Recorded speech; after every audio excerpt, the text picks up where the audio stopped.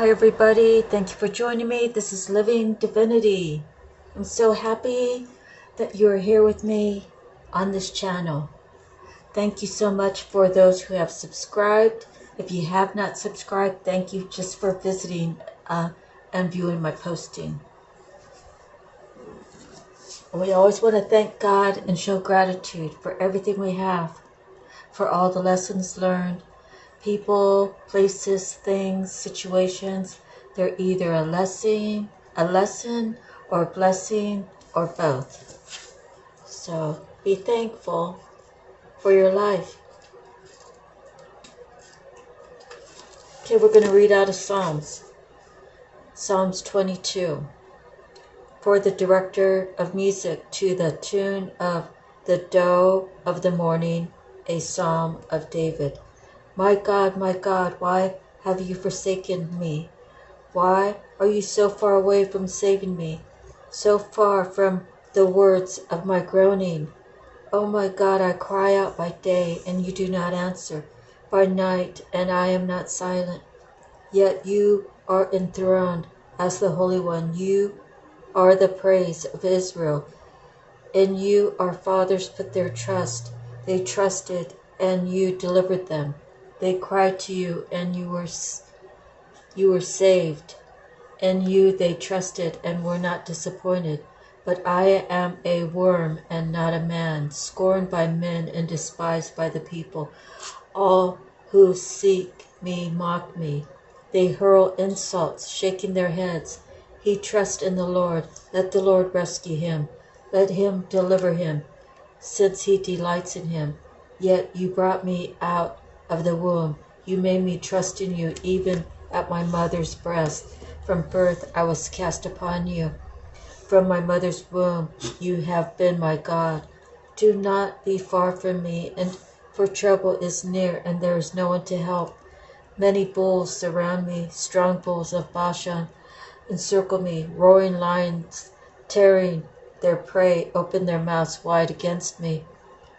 I am poured out like water, and all my bones are out of joint. My heart has turned to wax.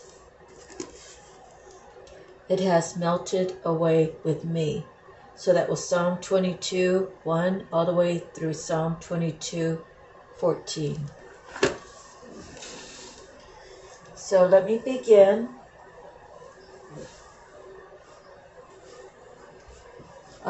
We have pulled two cards from the animal message. The first card is the bison. So let me give you a quick read, tell you what it has to say about the bison. Recognize the riches of the past and the abundance of the present. Monolithic bison, ancient, magnificent, wild lord of the grassland prairies, embodies strength and endurance. Unchanging bison has flourished where other mammals have become extinct, and counsels that you too draw upon the riches of the past. Look into your family tree to discover your unique cultural heritage.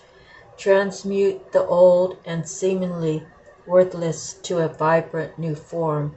Or study to rediscover fabulous lost processes or wisdom. The time for abundance is coming, but you must be prepared to recognize its gifts. Next is butterfly. I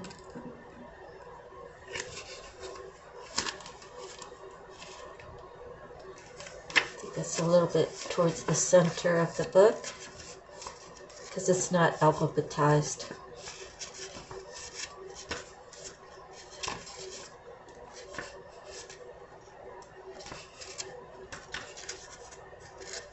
Delight in life and embrace change as the source of your creativity. As iridescent wings unfurl from a hard chrysalis, change incarnate, the butterfly is born. Some cross raging oceans, their apparent fragility belying their strength and endurance. Some sip the flower's sweet nectar for only a day, but all dance. The butterfly arrives to remind you to delight in life, to take time to experience what you love and to embrace the changes she brings as the source of your own creativity. Through kindness and tenderness, you will attain your goals. So stay steady in the things that you find creative, a way to express yourself, a way to release emotions. It's just a way of freeing yourself from the daily mundane things in life. Okay, so we're going to begin. We have the 8, says emotional withdrawal. So the 8 is a universal number, kind of like the wheel, right? It goes around and around. So did something happen where you need to separate yourself from someone and you're going through this emotional withdrawal by yourself? It's good to take time for yourself to figure out what path you've just came from, where you're at this particular time, as well as where you want to go in the future. But do not stay in that position for too long, because it will take a lot of energy. It will leave you, if you don't find the answer to it, it'll leave you to keep wondering and wondering and wondering. Do you reach out to these people that you felt had a certain way towards you, or did you have a certain way towards other individuals? Why do you have the emotional withdrawal? So you have to work through that, and you have to know that everything happens for a reason. Maybe right now you don't see the answer. Eventually God will reveal that to you. Next we have memories of love. So this is the 8, and that's a 6. Could it be that the memories of love that you had for someone, maybe they're no longer available to you, or maybe they've done something to make you think, why did I even feel this way? It's going to be different for everybody, so I'm just trying to put out some suggestions on what it could be. If it resonates for you, you can figure out a way to move forward as we go through the cards. If it does not resonate for you, put it where it belongs, okay? Next we have balance. Balance is 11. It's a universal card. To balance out. To realize maybe you gave a lot into this relationship, this friendship, and maybe you didn't get too much back. So how do you balance that out? You balance that out with setting actual boundaries. Going to that person and saying, look, I'm sorry I took advantage of you, or I feel like you took advantage of me. We need to set the boundaries if we want to continue this relationship, this friendship, this business cooperation, collaboration. Whatever it is, we have to come to terms as to where we went wrong and figure out some boundaries so everybody feels safe and secure. Next, we have the truth. Of course, the truth matters. If you cannot speak the truth in a mature way, sometimes as we are growing up, we're told to just be quiet, just don't talk about it. And that's a coping mechanism that, our ancestors, our parents had to deal with as they grew up. In today's world, we want to talk about it. We want to clear the air. We want to make sure that everybody feels, copacetic to the situation, that feels whole, that feels part of the family. Okay, so we always want to speak the truth. Next, we have triumph. Through the truth and balance, you will triumph. Whatever the situation is,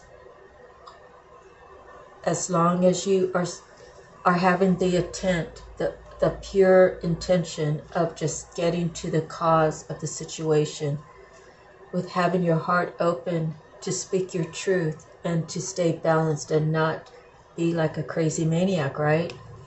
You will have triumph. And hopefully the person you're dealing with is balanced as well and is able to speak the truth. So both these could come to terms, figure out what walls need to be torn down, what boundaries need to be put up, and both of these work together. And it could be more than two people, it could be a whole group of people. But to triumph as a whole or triumph as an individual, you set your boundaries, you stand on that, you don't allow people to lessen how you feel. Next we have fertility. This is considered the Empress, and as you can see, she's very well balanced. She has the knowing. She has her sacral chakra balanced out. She's balanced within her soul. She illuminates beautiful light. There's green there, and that's love, right? Green has to do with the heart. And she's always open to receive and always open to give and always to share her honest opinion, her best advice. Next, we have patience and planning.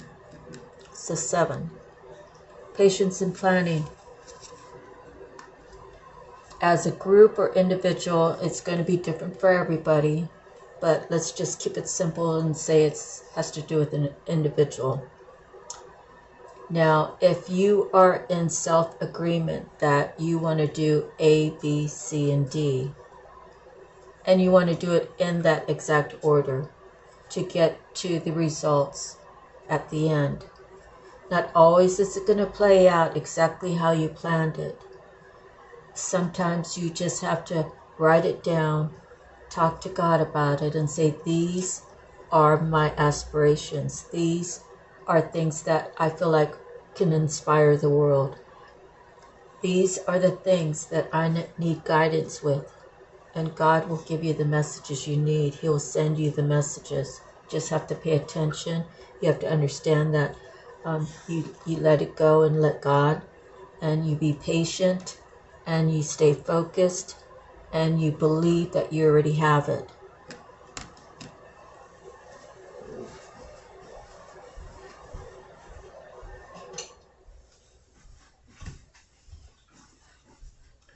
Next, we have spiritual union. It's a card of love, right? It's two people. Maybe they are together physically, maybe they're not, because it does say a spiritual union. Could it be they're in the process of as above, so below, or are they already there? The thing about a spiritual union is you sign that contract up in heaven, and you decide before you even get here that you're going to take on this certain journey. God always gives you free will. So it's just my feeling. My feeling doesn't have to be your feeling. But a spiritual union in this capacity is a love that is unbreakable because it's spiritually connected, right? In other words, if I was spiritually connected with someone and I died tomorrow, my spirit is still free and his spirit is still here on earth. It's a union that can never be broken.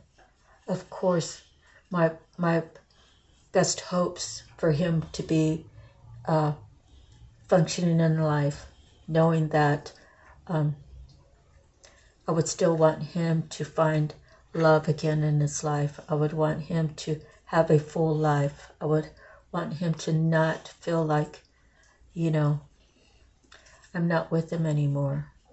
That's probably the hardest thing when it comes to people who have been together for 50 years and then one passes away.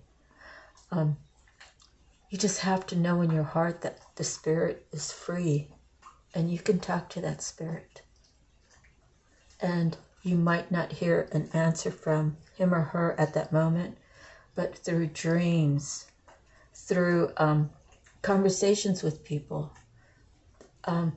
It's like if you have a thought of someone who's already passed away that you love dearly. It doesn't necessarily have to be a spouse, but then next thing you know, you're at work and someone brings up that person. I remember he used to just love to dance, and he had the moves of what they're doing today, but his moves were in 1970 something. And when I say that, I refer to my brother. My brother Randy, he loved to dance, he loved to sing, he loved listening to music. That was his peaceful place. And then he had a Harley Davidson, so whenever he rode, those the adventure of driving down the freeway, having the cool air, having his goggles on or whatever he wore, and that was his freedom. The music he loved to do, the dancing, and I'm telling you, his moves back then in the 70s when I knew him, when we were just kids, are things that they're doing now. So it's all tribal. All these dance moves are all tribal. And they're dance moves that never die off, right? Because people are still doing it. Okay, so spiritual union. It's unbreakable. It's unstoppable. It's undeniable. What are you going to do about it? If you're here in the 3D and you have a spiritual connection with someone, are you really going to tell God, no, God, I don't want this right now? You are setting yourself up. God gives you free will, but you're setting yourself up for a whole bunch of towers, because eventually God's going to want you to get on your path, and eventually you are going to get on your path. And how is that other person going to feel knowing that you really rejected them because you were busy doing other things? It's going to make them feel like you're forced to be with them. And how can that be true love? How can you even get over that hurdle? So everybody's different. We're at the 144,000 that are supposed to be coming into union this year. I don't know how many, but if you're one of them and you're choosing not to be part of it, God might certainly give you exactly what you want, and you'll never be able to be with that person ever, ever, ever again. And you'll live with the longing of that connection. The other person God will give them a person to take your place, because that person was steadfast and waited patiently. So the choice is up to you. God gives us free will. So whoever that renovates for, rest and rejuvenate. This is for the people who have been out on the journey and they've done everything they can. They followed all of their guidance. They've spoke to God, and God said, go to him and give him this. Go to him and tell him this. You've done everything that God has asked you to do. God said, have more patience. Keep waiting, but keep working on yourself. Eventually, you're going to say, God, my free will says I want this union, but this other person obviously is not coming. God he'll make up his mind. God's going to say either keep waiting because I asked you to wait, or he's going to say, no, you've done everything you can. Rest and rejuvenate. I'll find you another partner that will fill your heart just the same. And the other person I'll deal with him on a separate occasion. Next, we have choose wisely. So this could be towards the person who has the spiritual union, who can't decide. Do I want to stay here with this other person? Do I want to stay here with this job that's this job that is really getting me nowhere? Do I want to venture out and follow God's guidance? Follow my ancestors' nudging? Archangels are trying to guide me, stop me from doing wrong to get on the right path. But God does give me free will. Which will I choose? Next, there's going to be a sacrifice. Either this person is going to sacrifice where he's at to get on the path that God and him agreed on before he came here to earth. And I say he because it could be a she, okay? So put it where it resonates. So either he is going to sacrifice where he's at and what he's doing to get on the right path, or God will sacrifice him and let him stay where he's at and bring in the new partner for the one that he's supposed to be with. So there is going to be a sacrifice coming. We don't know which way God's going, but it has to do with this person's free will. Is he going to choose to stay, or is he going to choose to go? After all the towers that God has put him through, has he learned any lessons? Has he learned that you don't take something that you prayed for and treat it like a piece of trash? You don't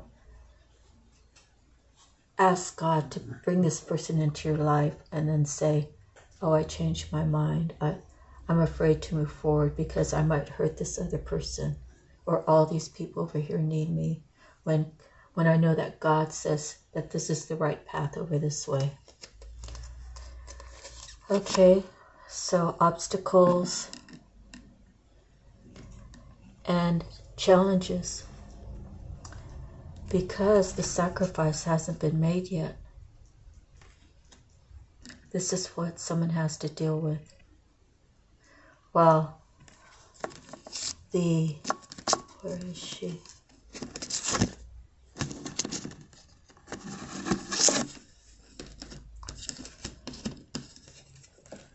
Well, the Empress is having her own triumph. She's done everything that she was asked to do.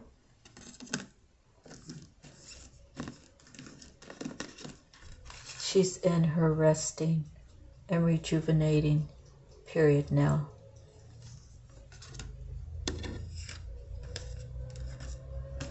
And again, someone's going to have to sacrifice something. Either sacrifice yourself to stay where you're at, or sacrifice those people and move forward. Next, we have patience. So is God asking us to have more patience in this situation? Or is this the patience that she's learned already, so she can rest and rejuvenate? Because I can tell you she's been waiting a long time. She's learned patience. That's why she's the Empress. So foundation and achievement.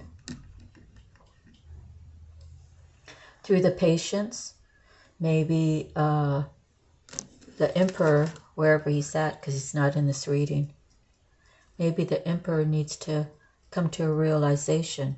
Here's the 3 and there's the 4. The 4 would be the Emperor. Foundation and achievements. Does he want this family life? Does he want, the success, the triumph? Or does he want to stay where he's at and sacrifice himself? New beginnings. Maybe he's decided to sacrifice what is there and to move forward, to be near his Empress. It's a new beginning. Or the Empress is God's making a way for her to move on. It's going to be different for everybody, so put it where it belongs, okay? Suffering in silence. So now, could be this Empress suffering in silence, saying, where is my person? When is he getting here? I've done so much to get us started on this, so I can give to him and he can take the lead. But where is he? Is he sacrificing me? Is that what she's saying? Where is he? Is he sacrificing me? Or is he going to sacrifice himself and stay where he's at? Is he going to sacrifice what riches that God has set up for both of us to stay with drugs and alcohol and all these random people to engage with and toss them away like trash? Rejoice in celebration. Someone's celebrating. We don't know who it is. Is it the Empress celebrating triumph? Is it this person who knows that he's choosing to stay where he's at? So he has to look forward, obstacles and challenges. And he still has to learn lessons about how he chooses.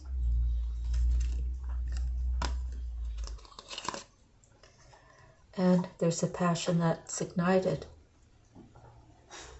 Is he sacrificing his old life for the new life?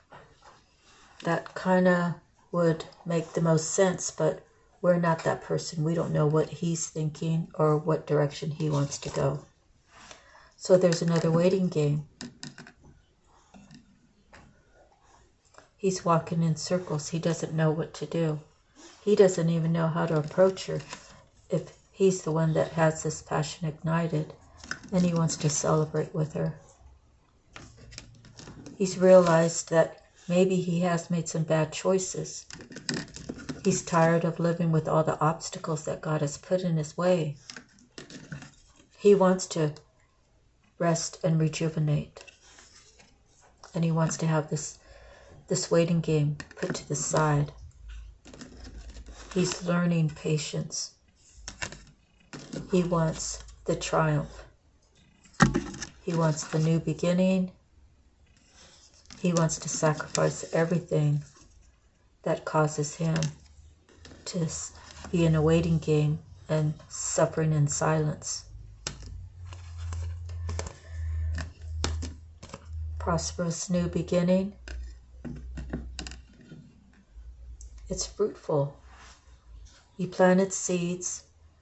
They've grown. You've nurtured them. You've watered them. You made sure the soil was right. The sun was right. You trimmed it up when it needed. The sunlight was on it just right. And a transformation occurs. A death to the old. And after the old, there's a new to start. And you gained a lot of wisdom from it. You know, when you see people, you can almost sense what their intentions are. Are they true people, or are they out to get something from somebody? You've decided that a positive movement forward is worth everything. Because it's an 8, that's like the universal number for God. God will always shine upon me. He will always have a guiding light for me when I choose Him first. And I will give all the recognition and reward to the Almighty, and God will bless me for telling my story. Well, that's the end of our reading. I hope it resonated for you. I hope you enjoyed the content. Please like, share, and subscribe. Sending you love, light, peace, and harmony, and healing, and discernment, and intellect, the following your intuition. God bless you. See you next time. Sending you love and light for sure. See you. Bye-bye for now. Aloha.